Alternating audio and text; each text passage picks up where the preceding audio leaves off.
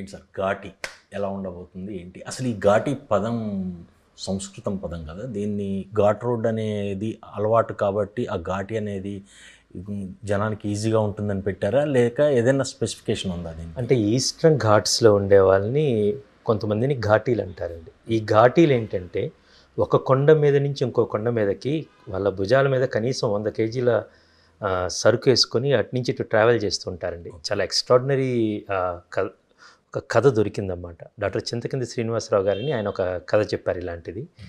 తూర్పు కొండల్లో దొరికే శీలావతి గంజాన్ని మోసే కొంతమంది ఘాటీలు, వాళ్ళు చాలా గట్టి మనుషులు అన్నమాట. ఒక తీవ్రమైన భావోద్వేగాలు ఉన్న కథ ఒకటి దొరికింది. Plus I want to do one big action film with Anushka Shetty garu. అందుకోసం ఈ సినిమా చేయడం జరిగిందండి.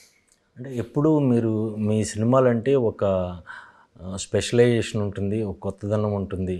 అంటే మీరు ఈ సినిమాని కొద్దిగా కమర్షియల్ వేలో రూపొందించినట్టు అనిపిస్తుందండి. కొత్త ప్రపంచం అండి. ఇంతవరకు మన తెలుగు తెర మీద ఎవరు చూడని ప్రపంచం అండి.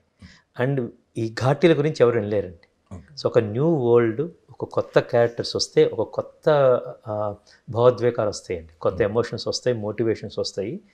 సో ఒక హ్యూమన్ డ్రామా చాలా కొత్తగా ఉంటుంది. దాన్ని వీటికి అవసరం, ఎందుకంటే ఒక గంజా తరలింపు నేపథ్యంలో జరుగుతున్నది. ప్లస్ కార్టెల్స్, అప్రెస్డ్ వర్సెస్ అప్రెసీస్ ఉంటారు, ఇంకా ఐడెంటిటీ వర్సెస్ సర్వైవల్ అనే థీమ్స్లో ఉంటాయి. ప్లస్ ఒక యాక్షన్ జానరాల్లో తీసిన కథ అండి. సో కథాంశం ఒక అన్నీ కొత్తగా ఉంటూనే నా విధమైన భావోద్వేగాలు ఉంటూ యాక్షన్ ఒకటి యాడ్ అయింది అంతే అండి. బట్ నేను తీసే సినిమాలన్నీ కమర్షియల్గా ఉన్నాయి, but it looks out and out action film I can say.